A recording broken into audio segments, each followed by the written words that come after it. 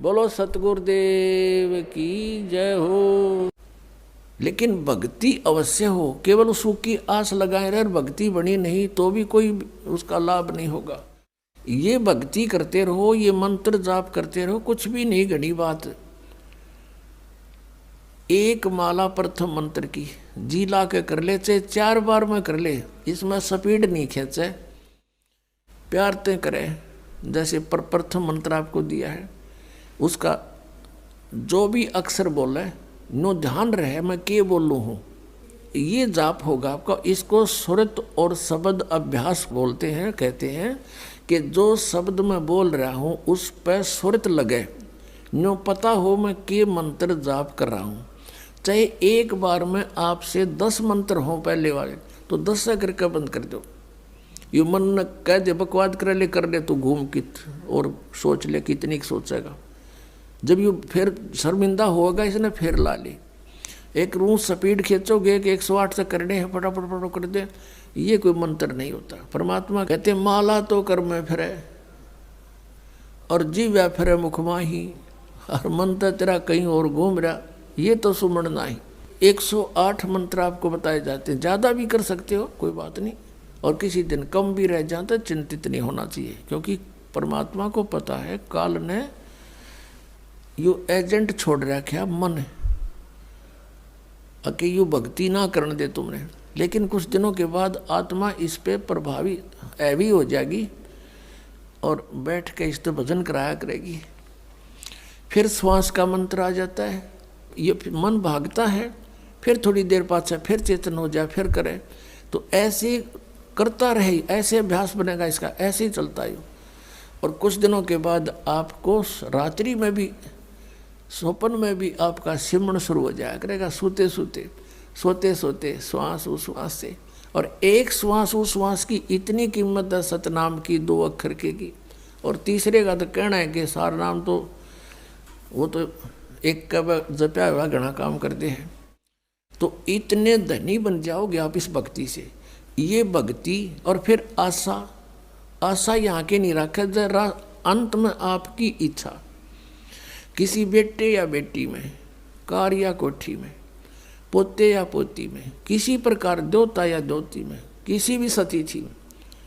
मान लीजिए आप वृद्ध होगे और उधर से आपकी बेटी विधवा होगी, तो आपके साथ काल ने यूँ और एक जाल कर, बेटी वही विधवा होगी जो नाम तो दूर होगी। अगर बेटी भी नाम ले रही होगी तो नहीं हो सकती उकचुक, गारंटीड बात है। और ऐसा हो जाता है तो फिर आपके मन में काल पैदा करेगा प्रेरणा, बता क्या होगा बेटी का, क्या होगा बेटी का। वह बेटी महात्मा रह जाएगी, फिर वहीं की से पशु बनकर वहीं फिर हल खींच रहा होगा। एक किसान था, परमात्मा की आत्मा था।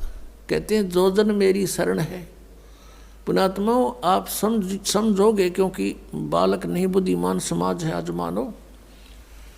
किसी का बालक बिगड़ जाए, बेटा या बेटी, उस माता पिता से पूछ कर देखो वो कितना दुखी रहता। सपने में भी उसको ये चिंता बनी रहती है कि किस प्रकार मेरा बच्चा फिर से लाइन पकड़ जाए, उसके लिए कितना दुखी होता है। और हम उस परम पिता के बच्चे, उसी के बेटा बेटी हम, और वो हमारे, हम कितने बिगड़ के यहाँ आगे इस काल का फंस गए। अब ये हमारी रेल बना रहा है सबकी, ब्रांड मैट्रिक रखी यहाँ पर, ले लिए टिंडिया हमने इसके साथ आकर के। लेकिन वो कहते हैं ना माता पिता बुरे नहीं हो सकते, बेटा बेटी वैसे 100 गलती कर दे। अब उसी विधान से वो हमारा पीछे फिर रहा है। परमात्मा कहते हैं कि जो जन मेरी शरण है, एक बार भी किसी युग में ये भोली आत्मा मालिक से टच होगी, कभी उसके भेजे हुए दास से कभी उपदेश ले लिया, तो फिर वो रह भी गया यहाँ पर, फिर भी मालिक उसके पीछे पीछे फिरता, कभी इसने सद्बुद्धि आ जा, किसी प्रकार फिर से ये लाइन पकड़ दे।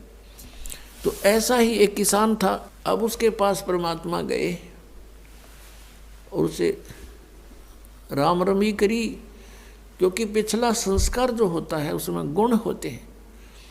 उस किसान ने कहा आओ महाराज, आओ बैठो, भोजन पाओ महाराज।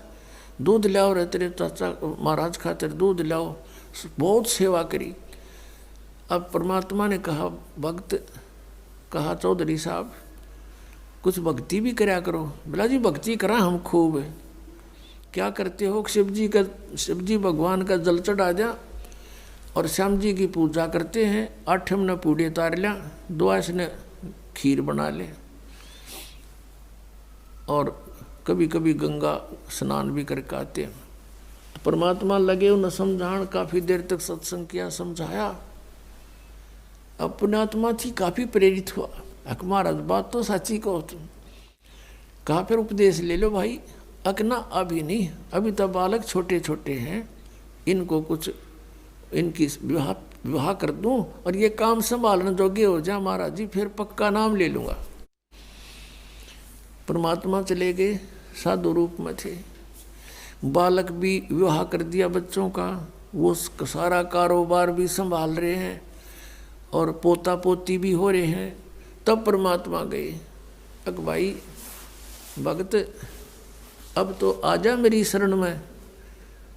ने बोला महाराज जी तू अच्छा पीछे पड़ा, मेरे छोटे छोटे पोता पोती हैं, बच्चे खेतों में काम करें, इन बालका ने कौन खिलावेगा?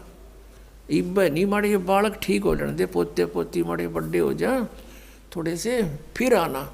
अब वो फिर गए परमात्मा। 5-7 वर्ष के बाद बूढ़े की टिकट कटी पाई, वो मर लिया। अब क्या देखा कि वही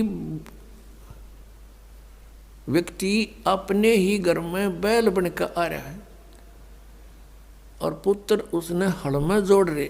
वहां पहुंचे परमात्मा।